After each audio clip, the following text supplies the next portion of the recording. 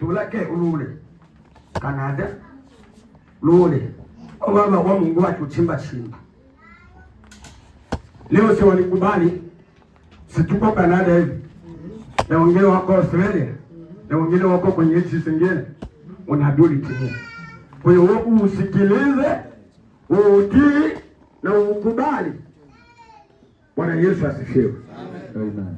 Sasa mtu wa Mungu kutoka Yuda alipewa maelekezo, nenda usile chakula na usinywe. Si maelekezo hayo? Hapana, nuulia wali soda. Akaenda. Bwana Yesu asifiwe. Amen. Alipokuwa njiani akapokelewa. Nabii mzee akamwambia, twende nikuandalie chakula ule na unywe. Yakasema, kwa neno la Bwana aliniambia nisile wala nisinywe. Akamwambia nabii mzee hivyo, jinsi alimpa maelekezo. Nabii mzee akasema, hapana, na mimi ni nabii, naongeaga na Mungu. Wewe ule na unywe. Amen. Amen. Msoshi anaikomba na pizza na eswe vitwalili meshi. Sasa yule mtu anaanza kula, ajui maelekezo aliyopewa. Na Biblia akamwambia, pale wewe ule na mimi wani nazungumza na Mungu. Na hayo yako leo. Kwamba mtu anakuambia ule tashiri wobi mlume. Wobi mlume ule. Uwama nyabile tabilo mlume. Kwa hiyo wanabii wazee wako wengi leo ndani ya makanisa na katika hizi huduma tunazozifanya, wamo wanaotaka kudanganya wengine. Ndio maana nasema kwamba pimeni unabii kama watokana na Mungu. Bwana Yesu asifiwe. Amen. Nabii mzee akamwambia, kwa sababu ulikula na kunywa, tarudi utafia njiani. Bwana Yesu asifiwe. Amen. Lugi Mungu akaloba. Ndugu watindole nabite wewe. Ndugu mbela yero ngasole. Lungita kashi ole wa mu oya sobola njera bile Mungu lunga akaloba. Bwana Yesu atuhurumie sana. Kwa manabii tuwe makini. Sikiliza vizuri sauti ya Mungu. Mchungaji Chele Diana akasema, muulize Bwana mara pili, tata watenda vile. Ibele bato vile. Bwana Yesu asifiwe. Ambia watu ambao limetoka kwa Mungu, usiongeze wala kupunguza. Kwa sababu kama limetoka kwa Mungu kweli kweli, litatimia. Bwana Yesu asifiwe. Amen. Mtu wa Yuda, mtu wa Mungu kutoka Yuda yuko njiani akararuliwa na simba. Watu wapitaji wanapita wanakuta punda yuko pale, mzoga yuko pale, wanaanza semezana, huyu si yule mtu wa Mungu kutoka Yuda. Bwana Yesu asifiwe. Amen. Hasara za kutukutii sauti ya Mungu. Tuone hasara sasa za kutukutii sauti ya Mungu. Haya yako kwenye syllabus, lakini unaweza kaandika sehemu. Hasara za kutukutii sauti ya Mungu. Andika namba 1. Kupoteza kibali na baraka. Unapokosa kutii sauti ya Mungu utapoteza kibali na baraka. Bwana Yesu asifiwe. Mmoja tusomee Kumbukumbu la Torati sura ya 28 mstari wa 15. Kumbukumbu la Torati sura ya ngapi? 28. 28 mstari wa 15. 15. Biblia inasema hivi: lakini itakuwa isipotaka kusikia sauti ya Bwana.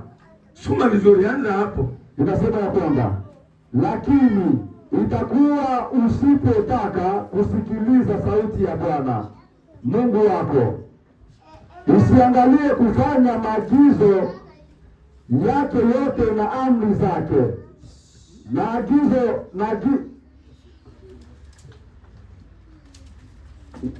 ni kwa agizo hivi leo ndipo zitakapokujia laana hizo zote na kupata. Amen. Amen. Ngoja nisome na mimi. Sijui tu Kiswahili kikoje. Amen. 28:15. Lakini utakuwa usipotaka kuisikiliza sauti ya Bwana Mungu wako, usiangalie kufanya maagizo yake yote na amri zake ni kuagizazo hivi leo, ndipo zitakapokujia laana hizo zote na kukupata. Bwana Yesu asifiwe.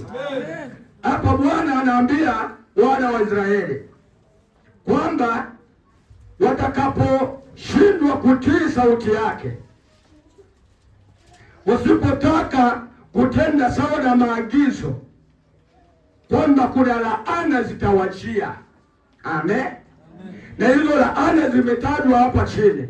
Soma 16 inasema utalaaniwa mjini, utalaaniwa mashambani. Hizo ni baraka, si ni laana? Ndio. Utalaaniwa mashambani. Wabushemo yo achi watu ni yakini tushilipo ndile itangacha hivi tawabula aniwa mdalo huu jondalo cheto olili yuma kampuni leso mutumi atumia tuma pokea tumlele laana. Bwana Yesu asifiwe sana. Kutokutii maagizo ya Mungu, utalaaniwa njiani. Wanaambiwa hawa ni wana wa Israeli, hawakutaka kutii sauti ya Mungu, ambao Musa alikuwa anazungumza na Mungu na anawaambia, lakini walikuwa hawamwamini Musa, wananungunika na kusema mengi. Kwa hiyo kuna laana katika kutokutii sauti ya Mungu. Nimesema namba 1, utapoteza kibali na baraka. Andika namba 2.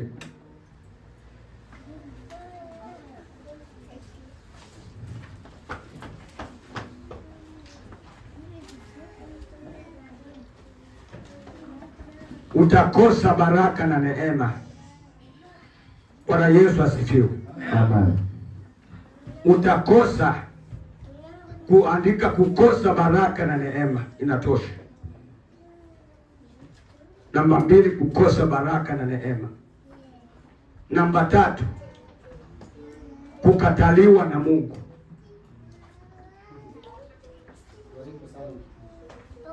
Kukataliwa na Mungu. Kutokutii sauti ya Mungu. Musa aliongea na Mungu sana. Unifuate vizuri hapa. Nabii, usiongeze wala kupunguza. Musa akaambiwa piga mwamba, ambia mwamba utoe maji. Hakuambiwa apige. Kuna tofauti wa kupiga na kuambia mwamba utoe maji.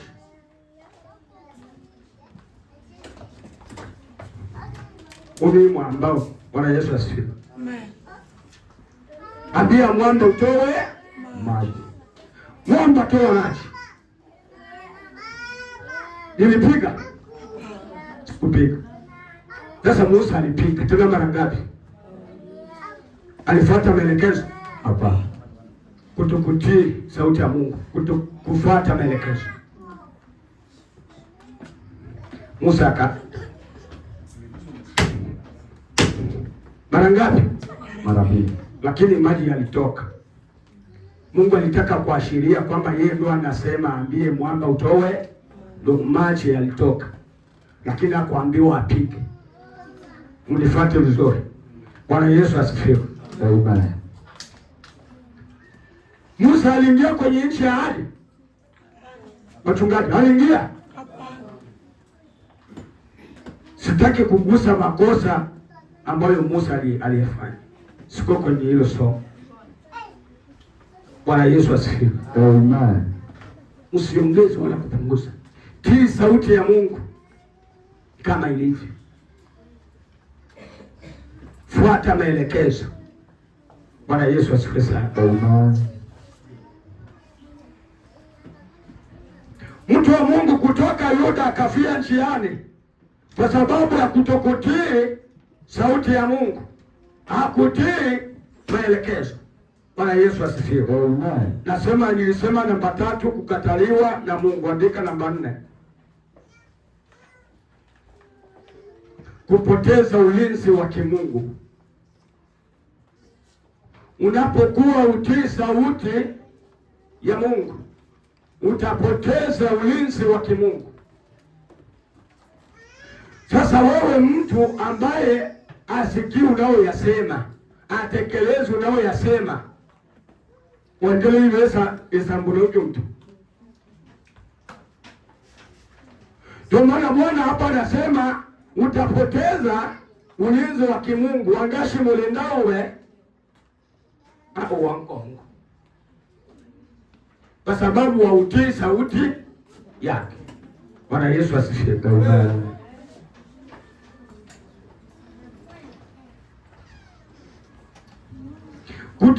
Kutokutii sauti ya Mungu ni kosa kubwa lenye madhara ya muda mrefu, ikiwa ni pamoja na kushindwa kutimiza kusudi la maisha yako.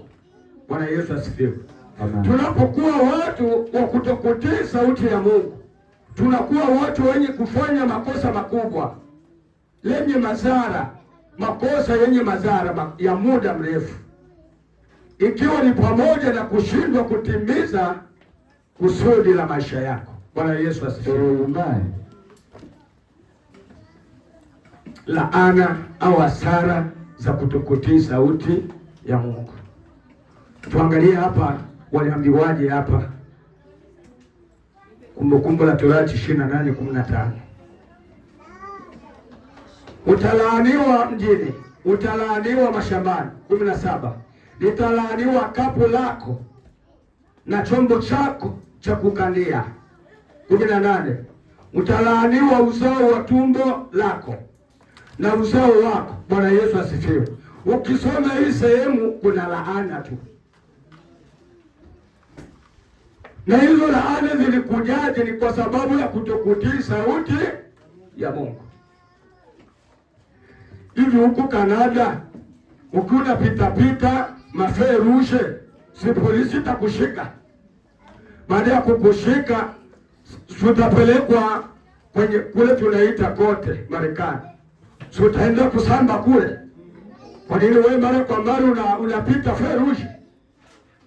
Autii. Bwana Yesu asifiwe. Amen. Wanasema leanyeta nitani polisi yani. Aita. Lakini kuna siku moja utashikwa. Pale kwa kupita pendi kweta na hano hivi. Siku moja unashikwa. Bwana Yesu asifiwe. Amen. Kwa hiyo mtu wa Mungu kutoka Yuda akashindwa kutii sauti ya Mungu. Akakutana na nabii mzee, akamwambia na mimi huwa ninaongea na Mungu. Na Mungu amesema na mimi, wewe ule na unywe. Mungu anapokuambia jambo, Mara nyingi sauti ya Mungu ni ya kwanza ndani ya mtu. Amen. Na Mungu hasemi tu na manabii.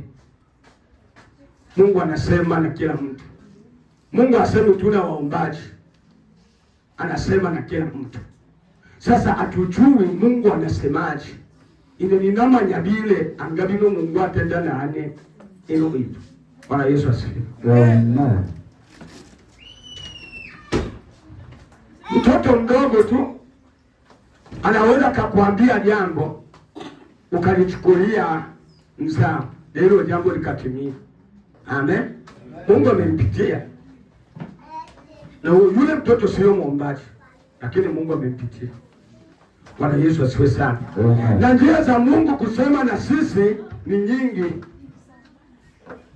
Bwana Yesu asifiwe. Sikiliza sauti ya Mungu. Tii maagizo. Unaweza ukawa huko njiani mnatembea, lakini ukaambia wenzako, mie moyo wangu sikuona tupite hii njia, tupite ingine njia. Wenzako wataanza kukulaumu, wito wakubaliwe washumura mwecho njira tuamone mwe. Hapana, msikilize kwanza. Labda malaika anayetembea nanyi anamuongoza. Ndio maana nawaambia msiende kwa hii njia. Sasa kwenda kwa ile njia mnapata shida. Si Mungu alikuwa ashawaonya hivyo, msiende kwa ile njia. Lakini ubishi. Bwana Yesu asifiwe. Na ndivyo tulivyo leo. Mtu anapoambiwa unabii wa Mungu akubali. Huyu fulani naye atanitabiria. Akwaja ananitabiria vya mzuri. Sana kwa nafanya hivi na hivi. Hapana. Mungu atampitia. Wewe tii unabii wake. Usikilize na kuutii. Maana kama Mungu amempitia, sio kibali cha yeye kufika mbinguni. Amen. Tiketi ya kuingia mbinguni ni kuishi maisha ya kuvua mavazi, kuosha mavazi yetu. Amen. Kuishi maisha ya utakatifu. Hallelujah. Si kutabiri ndio kwenda mbinguni. Hapana. Au kwa sababu wichotela manga iya mwikulu. Hapana. Una vipaji 200. Hapana. Karama sio wokovu. Bwana Yesu asifiwe. Amen.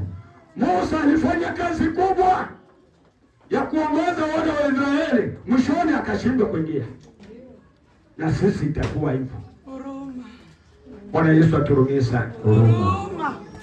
Tunapokuwa tunafanya kazi ya Mungu, tuwe tunajioji kwamba anose ati ni muganitangana mbeshi na yuva mtoshi emwe bope la anijitahidi ni ite ati na Mungu wa chini. Amen. Tusije kuwa watu wa kukataiwa. Bwana Yesu asifiwe. Amen. Yesu muluma ilela linkango. Ngato shimopema kilo makamba bele cha o abele. Inamona enda ya mchungaji namna yao katika. Bwana Yesu asifiwe. Amen. Amen.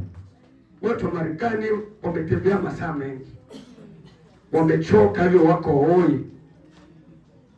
Mimi ninaangalia uwepo wa Mungu ulioko hapa. Nilikuwa ninamwambia Mungu pale, sisi tuna safari au unaanza kuwaregeza hivi.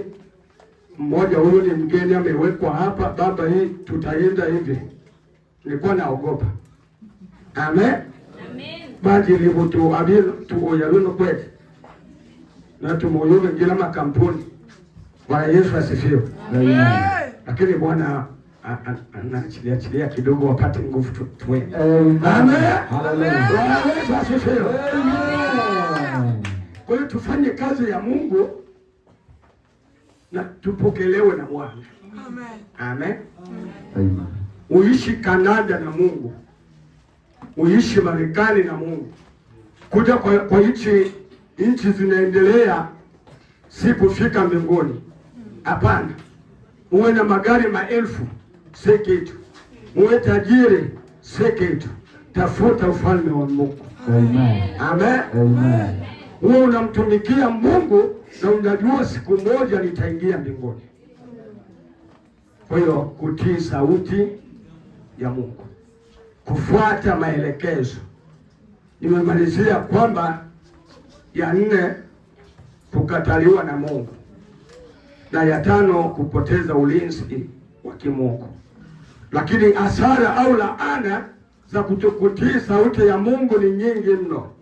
Hizi ni baadhi, na zingine tumeziona jinsi wana wa Israeli, Bwana anasema atawalaani, atalaani uzao wao, atalaani hata tumbo zao. Kuna laana nyingi zimetajwa hapa kwenye hichi kitabu cha Kumbukumbu la Torati sura ya 28 mstari wa 15. Unashuka hapo utaona laana walizoambiwa watazipata. Kwa sababu gani? Ya kutokutii sauti ya Mungu.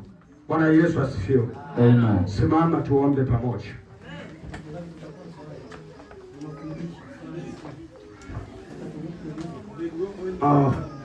Roho wa kuomba amefika, utauliza. Tusimame. Amen. Kila siku, kila saa, umwaminifu wako. Kila siku, kila saa, umwaminifu Bwana. Kila siku, kila saa, umwaminifu Bwana. Kila siku, kila saa, umwaminifu Bwana. Kila siku, kila saa, umwaminifu Bwana. Kila siku, kila siku, kila saa, umwaminifu Bwana. Kila siku, kila saa, umwaminifu Bwana. Kila siku, kila siku, kila saa, umwaminifu Bwana. Kila siku, kila siku, kila saa, umwaminifu Bwana. Kila siku, kila siku, kila saa, umwaminifu Bwana. Utajiombea peke yako. Hallelujah. Omba Mungu akuwezeshe kutii sauti ya Mungu. Usipingane na sauti ya Mungu. Yes. Usikatae unabii. Tambua nafasi ya nabii, maana Mungu alianza kuwatumia hao zamani, na hata leo manabii wapo na anawatumia. Tambua nafasi ya nabii, tii unabii na kubali unabii. Jiombee Mungu akusaidie kwa hayo. Twende kwenye maombi. Takatifu Mungu wa mbingu na nchi, asante kwa siku ya leo ambayo inaenda vizuri. Tunaona mkono wako, tunaona uwepo wako. Tende hii Bwana umetoka kwako, kwamba tuweze kuizungumzia ndani ya mafungo haya, na wewe una kusudi na shabaha, na walimu wamefundisha, na leo nimekuja kumalizia. Baba, tusaidie tujue nafasi za manabii, tujue tutii unabii na uyakubali unabii. Bwana, tuende sawa na sauti yako, tufuate maelekezo, bali tusipofuata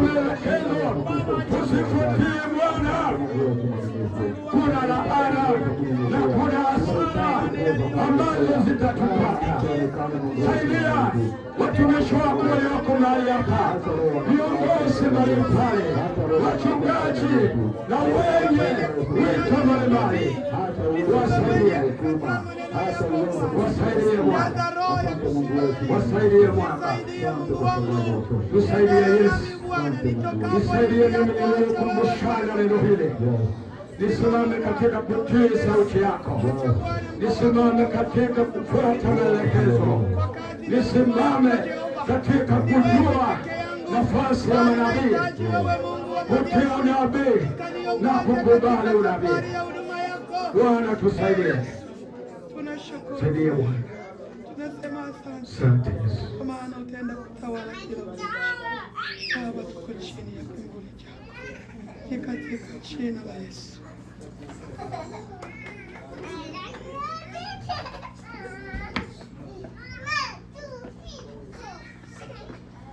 Amen.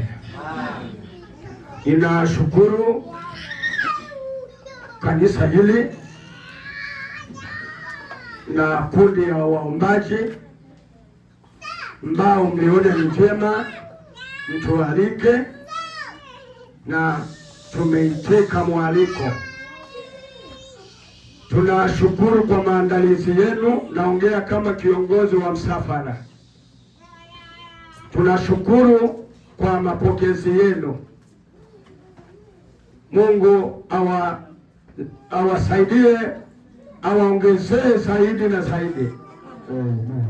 Msichoke kutuita, pangeni mtujulishe. Bwana anapotupa kibali tunakuja, kwa sababu anatupa kibali, ndio maana tunavuka boda. Asipotupa kibali tusingekuwa tunapita boda. Bwana Yesu asifiwe. Nashukuru wa mama wa Kristo wa kanisa hili, mmekuwa amtulii. Oh Yesu, jina la Yesu. Wageni watakula nini? Mnahangaika. Wengine hawahudhurii ibada hata vizuri, wako jikoni kuandaa. Mungu awabariki sana. Mungu awaongezee zaidi na zaidi. Palipotoka vyakula hivi tunavyokula, aongeze ghala. Bwana Yesu asifiwe. Pia karibuni Marekani. Tuko kule kwa ajili ya kazi ya Bwana na tuko tayari kuwapokea kila itwapo leo. Bwana Yesu asifiwe sana. Nataka niombe juu ya mchungaji na kijana atamalizia swali. Natoka mahali hapa, nampa msimamizi nafasi yake. Bwana Yesu asifiwe. Amen. Baba, ushie mahali pa kuinuka. Nakabidhi mchungaji wa mahali hapa mikononi mwako. Yuko na wazee wa kanisa, yuko na washauri. Mzee wetu yuko hapa. Naweka mama wa kanisa hili, akina mama, mikononi mwako na msaidizi wake. Naweka kundi la uimbaji mikononi mwako, wanaotunga nyimbo za kwaya, nawaweka mikononi mwako. Usiwaachilie Bwana, ambatana na wao. Toa uchovu wa kushindwa kusimama kwenye kazi uliowaitia. Wajaze nguvu, wajue wito wao, maana ni vizuri kusimama katika wito. Uwasaidie wafanye kazi yako, wasijali matusi na maneno ya watu, maana hayo yanataka kuwarudisha nyuma, wasiendelee na kazi. Maana shetani anapotaka kupokonya kilichomo ndani ya watu, anaandaa watu wa namna hiyo wa kushambulia, ili kwamba ile nguvu ya kufanya kazi ya Mungu itoke ndani ya mtu. Kwa hivyo Bwana, shetani asipate nafasi. Kumbatia kanisa hii, kumbatia chumba cha maombi, kumbatia kundi la uimbaji, kumbatia kundi la vijana. Idara zote uzisimamie katika jina la Yesu Kristo. Uwe pamoja nao, unaonyesha mpanuko mkubwa wa huduma hii. Yako maono makubwa ambayo yatashangaza watu ulimwenguni. Naona kazi kubwa mno isiyokuwa na kipimo. Naamini Bwana, watu watashuhudia kwa macho na wataona, ndipo watasema hakika alikuwa ni Mungu yule alikuwa anasema siku ile. Maana mwanadamu anakubali anapoona kwa macho, na naamini Bwana utatenda. Mchungaji ana kazi kubwa, alisema huwa anasomba watu kuja kanisani. Anayo majukumu mengi mno, hataweza shughuli zake binafsi na pia na kazi ya Mungu. Kwa nguvu zake hataweza. Mpe ujasiri, mpe kutokushindwa, mpe ujasiri na nguvu zilizo nyingi kwa ajili ya kazi yako. Na Wakristo wote wa kanisa hili na wakabidhi mikononi mwako, uwe pamoja nao. Baraka zako siendelee kuwaitamia na washikamane kuhudhuria ibada katika jina la Yesu Kristo. Ninaomba na kuamini. Amen. Amen. Uliza swali. Na iwe swali moja kwa sababu ya muda. Hautauliza tena. Asante. Na Bwana alibariki neno lake. Amen.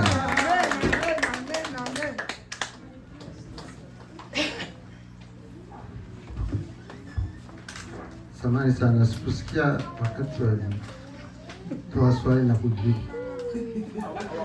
Hawakuuliza. Okay. Bwana Yesu asifiwe. Dada Esther, ulikuwa nini la kusema?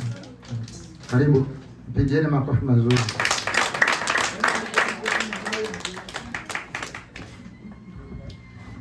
Bwana Yesu asifiwe. Amen. Jina la Bwana libarikiwe. Amen.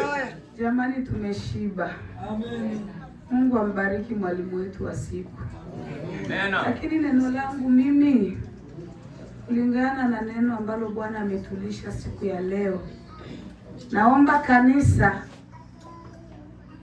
mutupatie changamoto 3 au 4 za nabii. Bwana Yesu asifiwe. Amen.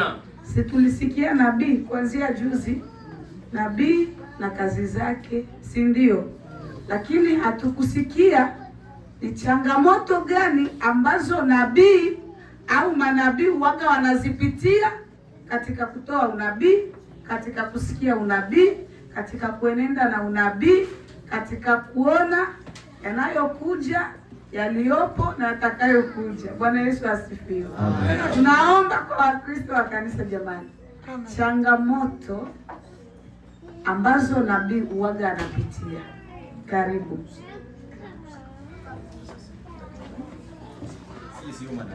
Bwana Yesu asifiwe. Karibu.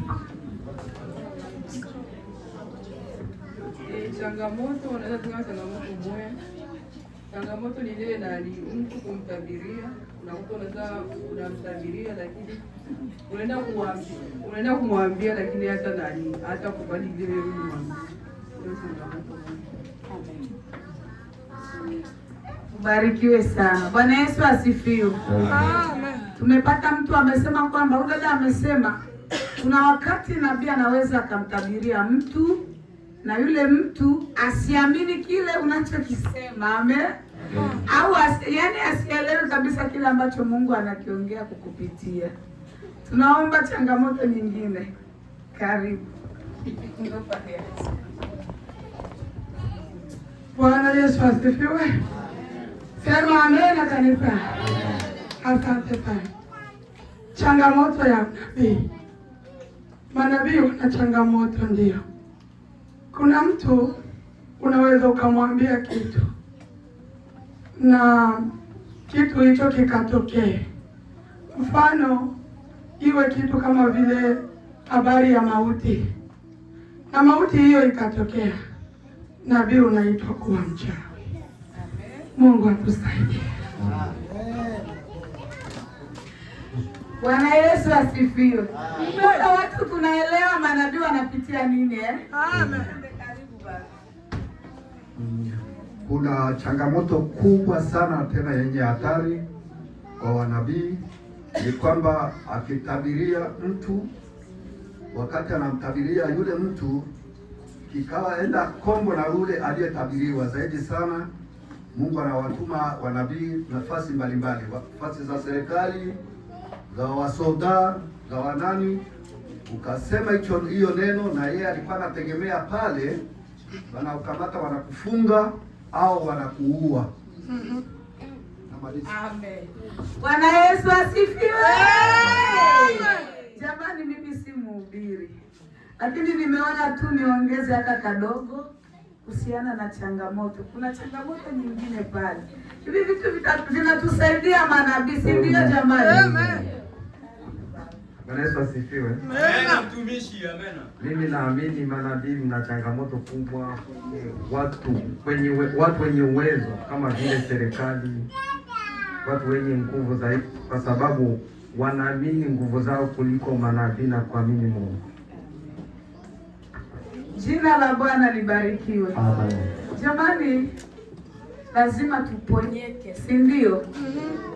Kwa hiyo tumesikia changamoto ni nyingi ambazo manabii uwaga wanazipitia. Nataka niseme na nabii ulioko mali hapa, au ikiwa Mungu anakuandaa kesho utakuwa nabii, kwa sababu mtu ajuaje.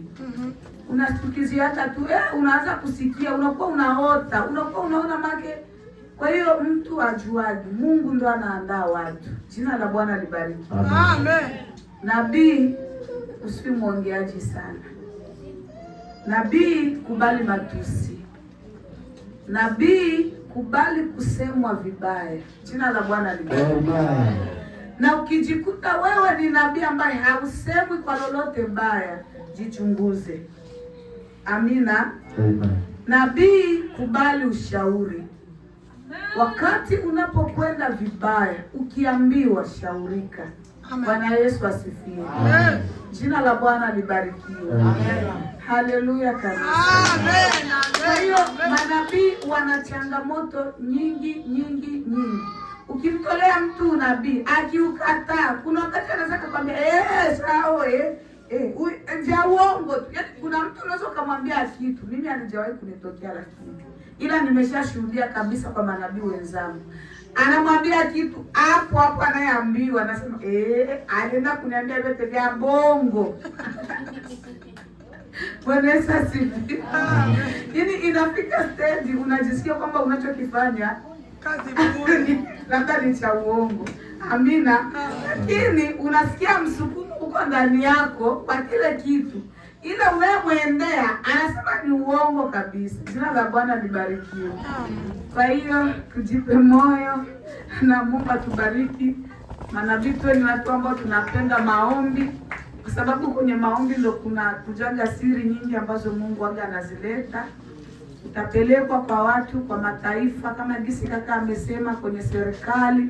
Nabii usiwi mwoga. Haleluya. Amen. Mimi niliwahi kutolewa na Mungu kutumwa kwa marais hawa wawili. Wakati nilipelekwa nilikuwa naogopa, nikasema Mungu nitafanya aje? Lakini wakati nilipeleka ule unabii, ule rais wa kwanza niliambia, hivi kweli hicho unachokuja kukisema kitatimia? Nikasema ndio. Na mbele palikuwa pamebaki kama wiki 3 uchaguzi utokee. Nikapewa nafasi, maskari wakaambiwa kwamba mwekeni huko, tuone kitakachotokea katika hizi wiki 3, kwa sababu lilikuwa ni tukio ambalo litatokea hapo mbele kidogo. Lilivyokuja kutokea, jamani, sijui niseme nini. Kwa hiyo nabii, sikiliza vizuri sauti ya nani? Ya Mungu. Usiendi na mawazo yako. Unaweza ukafika nafasi ukapigwa makofi au ukamtabiria mtu vitu ambavyo havipo. Bwana Yesu asifiwe. Nabii usiwe mtu wa kupenda taarifa za watu ili uje utabiri. Hapana. Nishagaona manabii wengine, kuna changamoto nyingi sana katika manabii. Kuna manabii wengine tushagawaona, anasikia taarifa ya mtu huko kisha anakuja. Si trepai. Nimeona Bwana ameniambia hivi kumhusu fulani. kumbe ashasikia taarifa yake huko mtaani. Bwana Yesu aturumie sana.